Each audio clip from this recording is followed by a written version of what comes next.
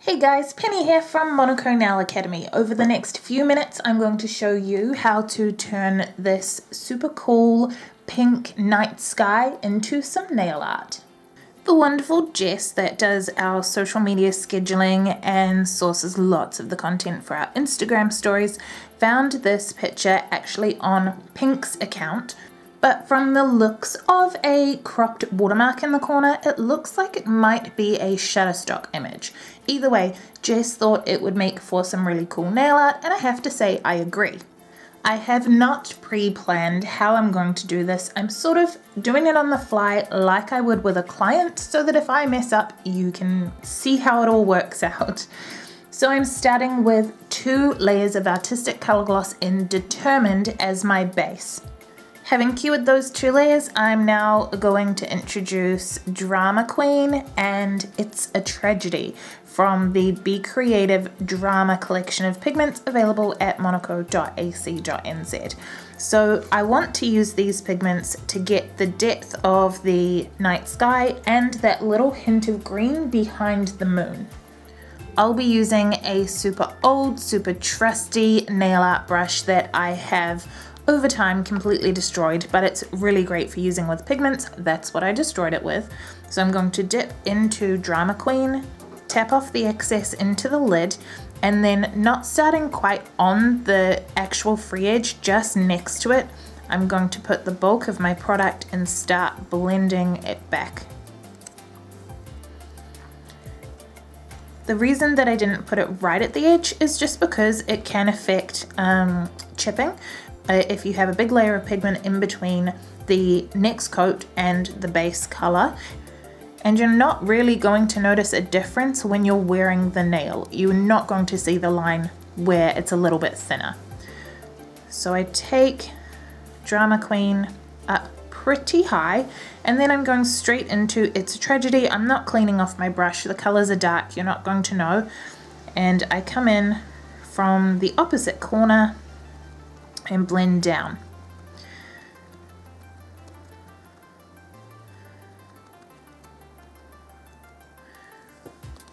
Even on its own, that's a really pretty ombre. To protect those colors while I add the next layer, I'm using Artistic Color Gloss in Correction Gel, which is a thick viscosity clear soak-off gel, sort of like a builder in a bottle. Can do the same sorts of things, but this is just to provide a strong protective layer between the pigments and the art I put on top. Basically because I'm going to be using some other products to remove pigment of other colors, if that makes any sense, and I don't want to impact these ones. While this cures, pop into the comments and tell me how you think you would achieve the cloud look. Let's see if we line up. My plan for the moon, I don't know if it's gonna work. Let's find out. I'm going to make a custom color using Hear Me Roar, which is actually a really vibrant, like a neon pink purple, and never shows up well on camera. I don't know why, it just doesn't. So I'm going to do a dot of Hear Me Roar and then just a smidge of my well-loved Bride, which is the bright white of the family. I'm going to use a new version of the same brush that I was using before to mix them together. And I'm aiming to get the color of the darkest parts of the moon. Before I put the pink layer onto our nail though, I need to clean off the inhibition layer, and then I'm going to use a 180 grip buffer to remove the shine as well. What this is going to do is ensure that when I add a different pigment later, the pigment only sticks to the new color added and not to our background, but it would also make for a really cool matte nail. Back to our dap and dish of pink, and I'm going to use a different brush than before to add in the shape of our moon. Custom colors often take a few coats, and this one's going to be no different, especially because it's over the top of a dark color. 3 coats in, and I'm pretty happy with the coverage, especially considering we're going to cover most of it up. So I'm moving on to pure pigment in white, which is from the primary collection of Be Creative pigments, and I've cleaned off my trusty pigment brush with some liquid monomer, ready to go into this new color. So what we're doing is using the base as the shadows of the moon, and then adding in the light tones with pigment. White pigment is a little bit different to use than some of the others because it is pure. It's literally just pigment in here, so it's actually quite grainy. So what we're going to do is dip into the pigment and then literally squash it in the lid so that we don't have any of those grains. The lightest part of the moon is down the bottom, so that's where I'm going to start dotting in my pigment. Trying to be as haphazard as possible while still getting areas of light and dark. I'm pretty happy with that so far. I'm going to use a soft old acrylic brush that has never been used for acrylic to brush the excess off. This is literally just a cleaning brush for me. I mostly use it with dip systems. Now, I'm tempted to try and carve out a little more shadow in this, but I'm scared that it won't work. So it's a good thing that we've kept a little of the pink purple mixture aside in case I have to redo it. I've got a tiny smidge of monomer on my brush to dampen it, and I'm just going to use it to carve out some shadows into the moon surface. I'm pretty happy with how that looks, so we're on to another layer of correction gel to protect the moon while we create the clouds. Again, I'm going to clean off the inhibition layer and buff the surface just to keep all of the layers nice and even. I'm going for a slightly different tact now for the clouds, using Bride on my palette and the Nice brush. I'm dipping my brush in just a smidge of monomer again, and there is still a bit of pink on my brush, but it's not going to matter too much because the cloud is pink. So let's put in a cloud shape.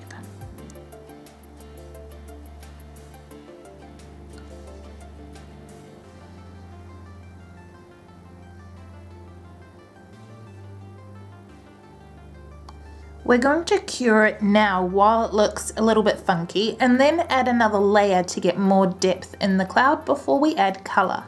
A little more for extra definition, and then back into the lamp. Into the mix comes Bikini from the Brights collection, Time to Reflect from the Autumnal Serenity collection, and I'm bringing back a little bit of Drama Queen as well. First things first, while there's still white on my brush, I'm using a little bit of Bikini mixed together with the white to put some light pink highlights at the top of our clouds. I'll put a few of those highlights in various places over the nail as well so that other darker pigments don't pick up there. After cleaning my brush with some monomer and drying it completely, I want to go in with Bikini, but I need to make sure that Time to Reflect adds quite a lot of definition around here, so I'm going to go into Time to Reflect first. I don't really know how the color combination is going to go, but I'm going to put Time to Reflect in through the middle of the design and then come back with Bikini and Drama Queen, because really the vibrant part of the cloud is the most dominant. Just wiping the excess pigment off my brush onto the towel and then straight into Bikini, avoiding the white area and just dabbing off so I get quite a bit of strength and bringing that color in. I quite like how the two of them mix together actually. And over the rest, leaving a little bit at the base where we're going to bring in Drama Queen to add in a little bit of drama, some shadows at the base of the clouds. When working with pigments, I do like to go back in and layer, not around the edges, you will cause chipping, but definitely just in a few places for dimension. Back in with my dusting brush.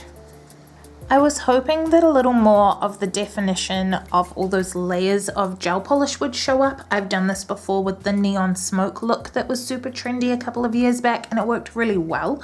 So I'm a little disappointed that I don't have that same definition, but I don't hate it. I actually really love the color combination.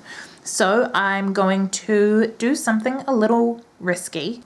I have dampened my brush with monomer and I'm just going to attempt to take away some of the pigment without hopefully leaving gouges in the artwork.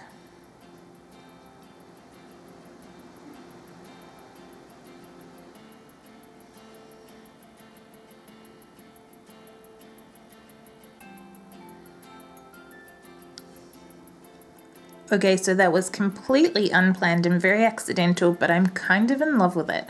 So I'm pretty happy and ready to top coat. The only thing I'd like is a little more definition around the cloud, a little more shadowing, but I don't want to ruin it. And if you look at the original, it only shadows in one part, so I'm not too cut up about it. I'm going to go for one last layer of correction gel before I add a high gloss top coat, just to make sure I'm protecting all of these layers of hard work. So here's the finished nail inspired by a pink midnight sky. I'm actually really happy. I think if I changed anything, I probably would use a fine detail brush to highlight the clouds, even though it wouldn't end up looking exactly the same. It would have a little more definition and I would like that. But I really love it, and I really love the effect of the moon. I love the effect of the ombre in the back, and I love the clouds and the combination of colors that we used. So individually, I feel like I've discovered 3 new techniques that could make for really cool nails on their own. We actually have a full online art class called The Art of Pigments available on our website, www.monaco.ac.nz. Just search pigments. If you want to learn how to go about using some of these techniques and lots more of them in your own nail art. And I'd love you to tag me if you recreate this nail or any nails using these techniques. Tag us at Monaco Nail Academy. Before you disappear, give us a like, give us a follow. It really helps support what we're trying to do here. And I look forward to seeing you in the next video.